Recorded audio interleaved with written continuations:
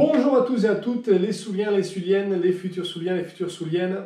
Allez, aujourd'hui, je voulais faire une petite vidéo sur le bateau stop parce que ça fait, je pense, si ça fait pas 1000, ça fait au moins 500 ou 600 emails et commentaires que je reçois en me demandant Steph, tu connais pas des bateaux pour faire du stop, des gens qui m'envoient des demandes sur les valeurs de caisse de bord et toutes ces choses-là.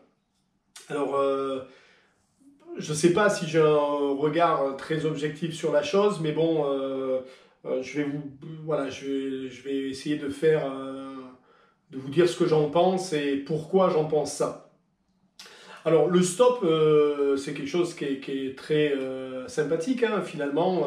On est sur le bord de la route, on tend le pouce, quelqu'un s'arrête en voiture, nous prend, nous demande de mettre la ceinture de sécurité, pas fumer sur des non-fumeurs dans la voiture. On fait 30, 40, 100, 200 km et puis il nous dépose. Sympathique, petite conversation, super. S'il y a le moindre souci avec la voiture, genre une crevaison, quelque chose comme ça, on s'arrête sur le bord de la route. S'il y a un accident, dans 80% des cas, on espère que tout va bien se passer, mais bon, il y a rarement des morts, à moins que le mec soit bourré ou qu'il y ait vraiment un gars qui vienne en face du mauvais côté. Mais bon, des cas d'accident d'autostoppeur, on n'en voit pas tous les matins. Et puis, la deuxième chose, c'est que la personne qu'on a à côté de nous, on lui demande zéro compétence. Puisqu'en fait, la seule chose que lui, il fait du stop, il espère avoir d'aller du point A au point B de façon gratuite en discutant avec quelqu'un. Et la seule chose que lui demande le conducteur, c'est d'être poli, correct et d'attacher sa ceinture de sécurité. Ça, c'est quand on fait de la voiture stop, ce qui est le plus commun. Et la deuxième chose qu'il faut savoir là-dessus, c'est que aujourd'hui, je pense qu'on peut dire que la voiture, du moins en France, n'est plus, pour la plupart des gens, un objet de luxe, mais plus une commodité journalière, puisqu'on s'en sert pour aller au boulot, aller chercher les enfants. Là, on a des voitures à partir de 18 ans. Maintenant, on va parler du bateau stop. Alors déjà, il faut savoir que les bateaux, tout le monde n'en a pas. Déjà, ça se limite à une catégorie qui aime la voile. Dans cette catégorie qui aime la voile, il y a quand même un pas à franchir, c'est d'avoir la capacité financière d'assumer un bateau. Il n'y a pas que le prix d'achat, hein, il y a l'entretien, la marina, toutes ces différentes choses-là. Donc déjà, les gens qui ont un bateau et l'argent que ça demande en entretien, etc., on n'est pas sur la même chose. Mais ça encore, bon, c'est un détail, on pourrait dire, pourquoi pas prendre des gens tranquillement pour les balader sur nos bateaux. La deuxième chose qu'il y a à prendre en compte, c'est que un capitaine, et quand je dis capitaine, je ne parle pas du gars qui a des diplômes, celui-là c'est encore pire. Je parle du gars qui a un bateau et qui fait de la voile tous les week-ends et qui est en charge de son bateau, il est capitaine de son bateau. Quand il prend quelqu'un pour aller faire du bateau avec lui, il a une énorme responsabilité.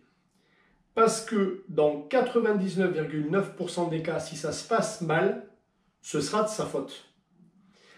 Je m'explique. Un mât ne tombe pas tout seul.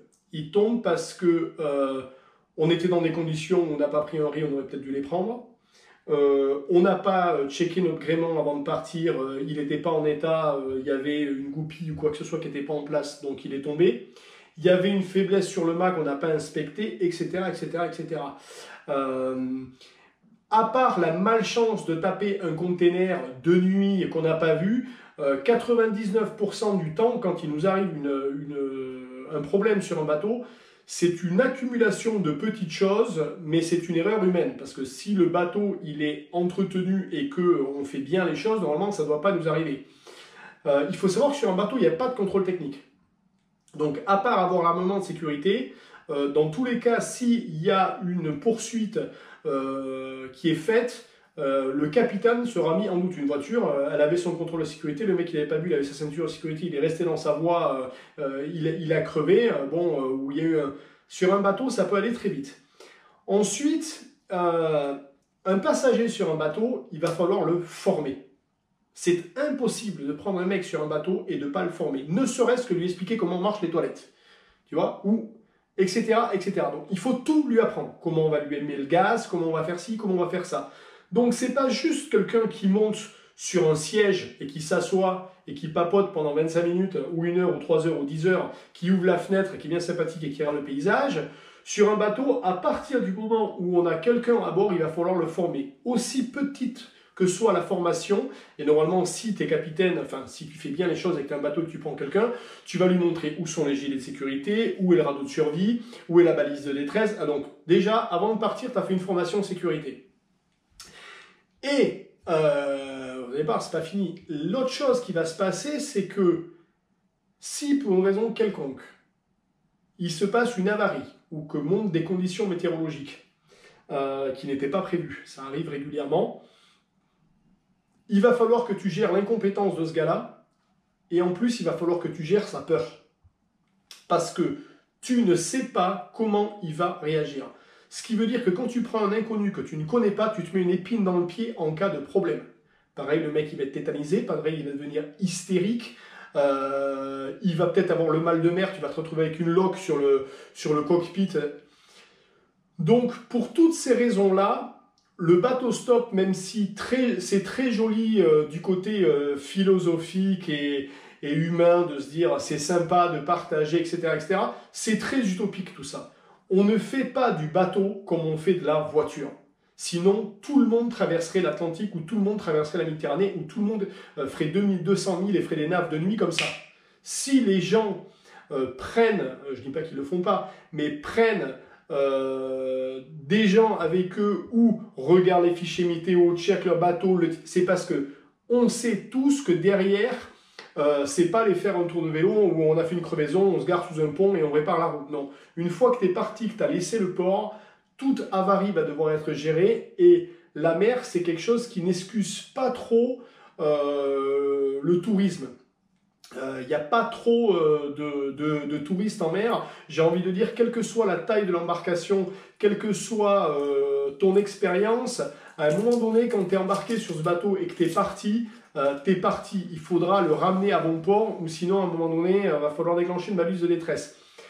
Donc, pour toutes ces raisons-là, prendre quelqu'un de façon gratuite à bord et donner de son temps, de sa personne, gérer sa sécurité, le former juste parce qu'on est sympathique et qu'on est humaniste, ça fait beaucoup de choses, sachant que si ça tourne mal et que ça tourne vraiment mal, ça sera certainement votre pire ennemi.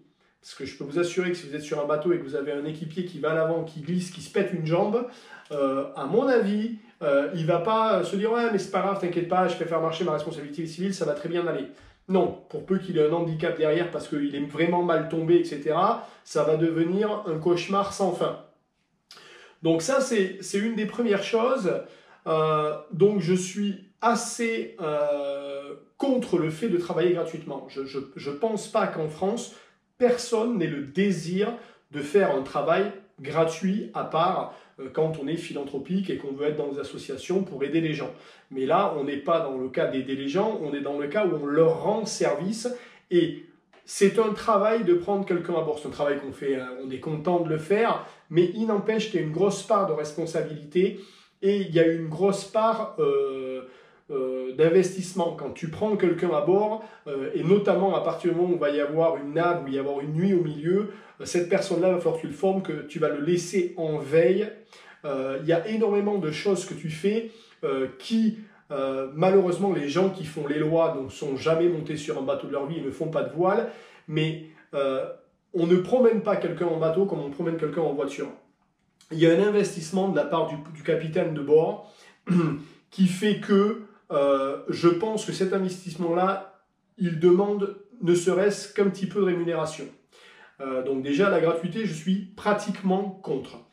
La deuxième chose, tiens, ça m'est sorti de l'esprit, que je voulais dire, c'est que non seulement, les gens croient qu'on a besoin d'eux pour naviguer, mais c'est pas du tout le cas.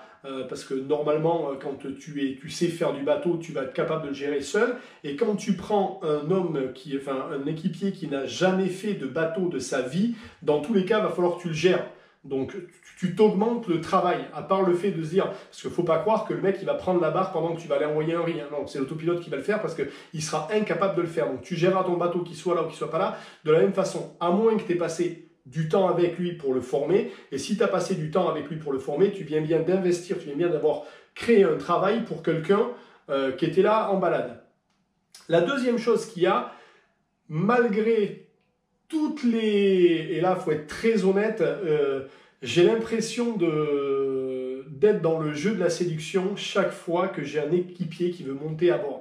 Vous savez, attention les gars, je ne vais pas nous faire de la pub, mais quand on est en train de faire la cour à une dame, on essaye de se montrer sous son meilleur aspect, on essaye de minorer tous nos défauts et on prétend souvent qu'on est très très intéressé par elle.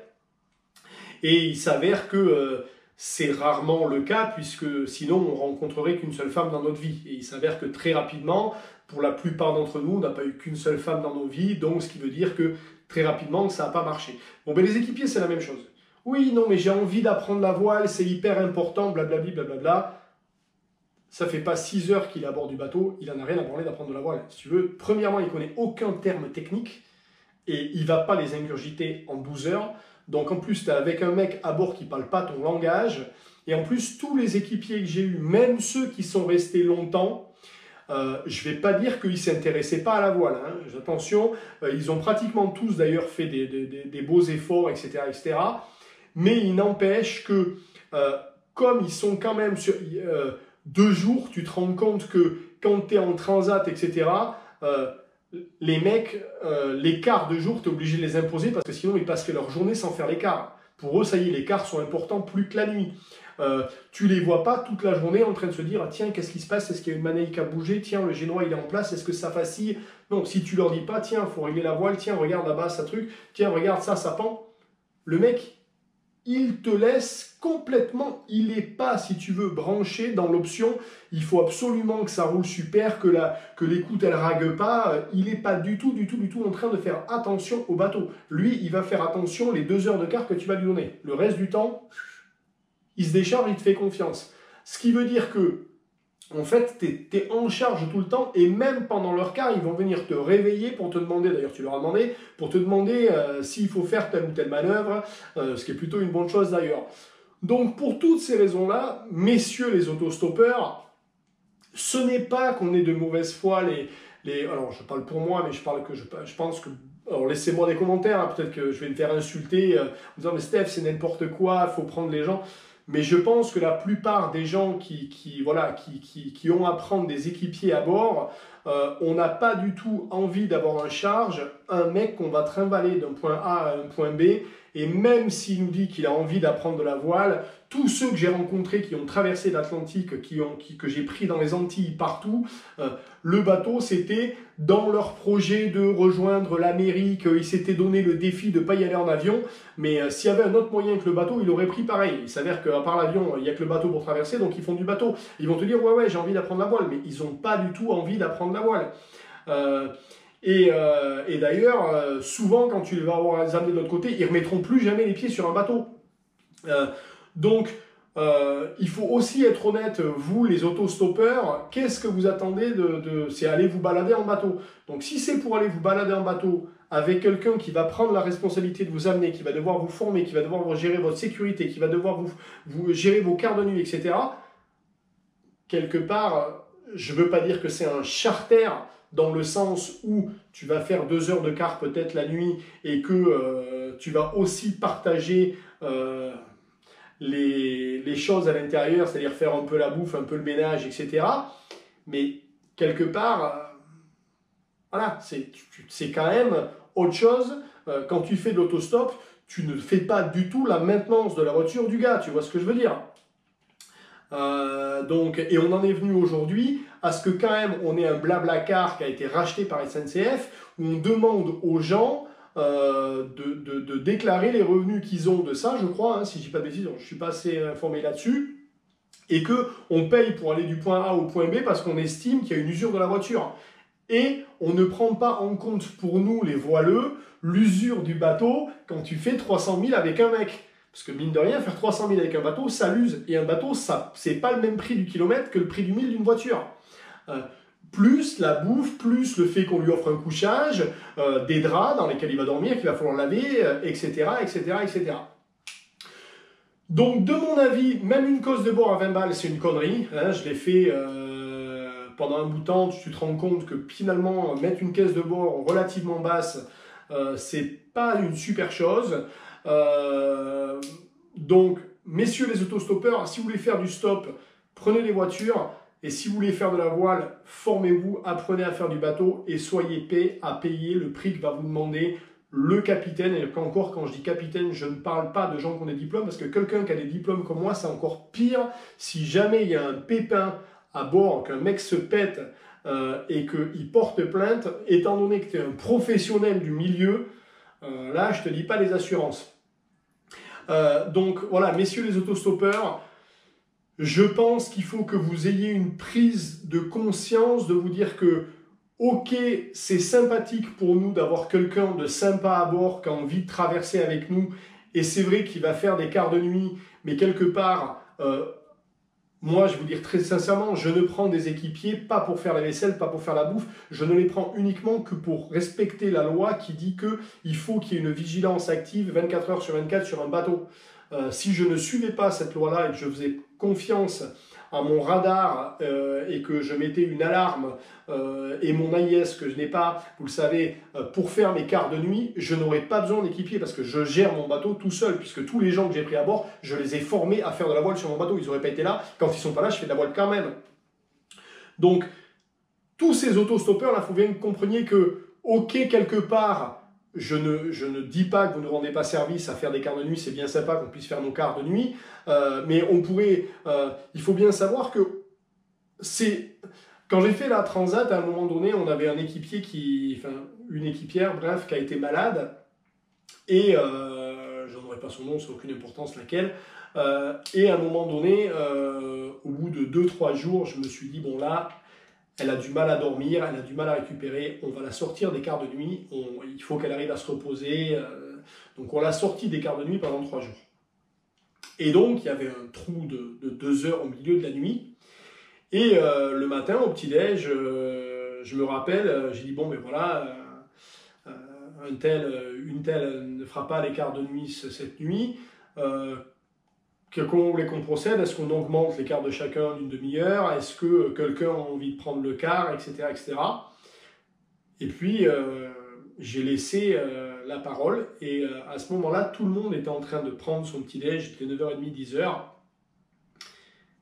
Et puis, au bout de 5 minutes, j'ai Mika. Mika, vous vous rappelez que je salue, notre gars du sud de la France, qui était... de façon honnête, mon second à bord a pété les plombs. Et Mika a dit, mais vous vous rendez compte, putain, mais il n'y en a pas un qui va se porter volontaire pour prendre 2 heures de quart, alors que... Et ça l'a rendu fou que les gars soient en train de se regarder dans le blanc des yeux, soient là pour traverser l'Atlantique, nous tu vois, demander de façon vachement intense, oui, j'ai envie de venir, j'ai envie d'apprendre, et qu'au moment où ils sont là, ils ont la possibilité de faire 2 heures de plus personne n'a envie de les faire. Et il a pété les plombs, il leur a dit, mais vous savez, avec Stéphane, on traverse tout seul si on veut. Et là, c'est parti dans une discussion sans fin, mais il avait raison. Et la fin du truc, c'est qu'on avait des équipiers à bord qui, in fine, étaient là pour faire de la voile, mais pas du tout. Il y avait 2 heures à faire de plus pendant 8 jours, ils n'avaient pas du tout envie de les faire. Donc, ça c'est une réalité. Et donc, on pourrait traverser l'Atlantique à 2. Ce serait plus fatigant, mais on le ferait. Donc, quand on le fait à 4 ou à 5, les autres personnes qui sont là, on fait déjà, alors on va gagner du temps de sommeil, on sera moins fatigué, mais c'est plus de vivre, c'est plus de monde à bord, c'est moins d'espace, c'est moins de convivialité quelque part, parce que tu as toujours quelqu'un qui est dehors, qui est au milieu, qui descend faire un café, etc. C'est plus de monde aux toilettes, plus de monde à nettoyer et à gérer, puisque tu dois gérer la sécurité de beaucoup plus de gens, in fine. Donc voilà, je ne vais pas la faire plus longue, elle est longue, je vois qu'elle fait déjà 19 minutes cette vidéo. Donc, messieurs les autostoppeurs, arrêtez de demander sur les bateaux de façon gratuite, c'est irrespectueux de la part de ce que vous allez demander aux gens qui ont des bateaux et qui vont vous prendre en charge et qui vont gérer votre sécurité.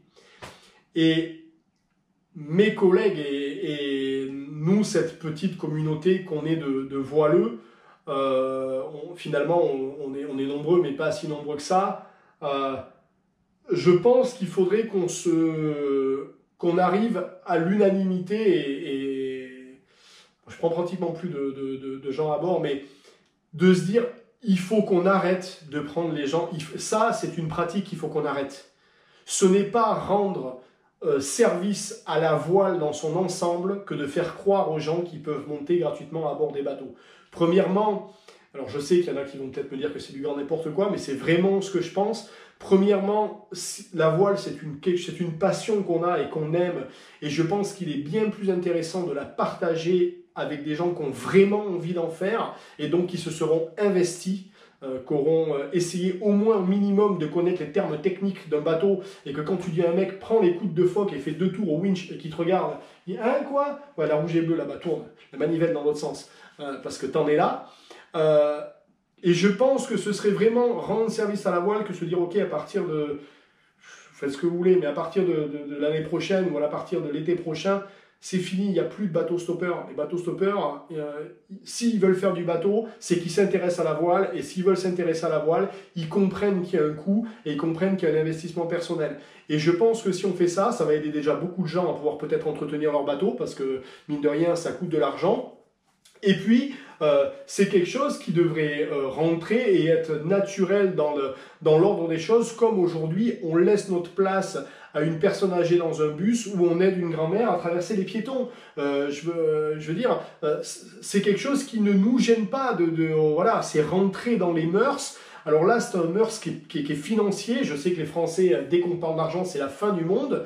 Mais c'est un mœurs financier qui devait être accepté par tous et même par nos politiciens en disant, effectivement, c'est vrai que la voile, c'est une activité dangereuse. On ne peut pas s'arrêter sur le bord de la route pour descendre quelqu'un quand ça se passe pas bien au bout de 5 minutes. Quand on est parti, il va falloir ramener ce bateau et l'équipage à bon port. Et ça, je suis désolé, même si on n'est pas tous capitaines professionnels, la personne qui est en charge a une responsabilité, elle a une responsabilité de formation des gens qui sont à bord, elle a une responsabilité de sécurité des gens qui sont à bord, et ça mérite, alors pas salaire, mais dédommagement. Alors, comme vous voulez, hein, comme on dit dans les associations aujourd'hui, ces gens-là, on est dédommagés quand on fait des kilomètres ou quand on fait des présences, et bien c'est un dédommagement du temps qu'on passe avec eux.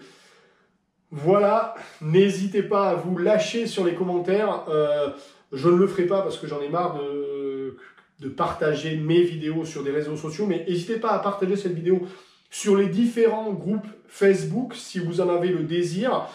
Ce serait bien d'avoir une discussion à travers de cela sans aller s'insulter les uns les autres. Vous pouvez très bien me dire, Stéphane, non, moi je ne suis pas d'accord pour tel et tel et tel principe. Ce n'est pas la peine de... Voilà. Merci à tous et à toutes. N'hésitez pas à vous abonner à cette chaîne YouTube. On essaiera de continuer à traiter des choses comme ça. Et vous voyez, malgré les vidéos techniques, je continue à penser à vous tous parce que cette passion, même si je sais que certains ne m'aiment pas trop, je l'ai aussi dans l'âme. Allez, merci. Ciao, ciao.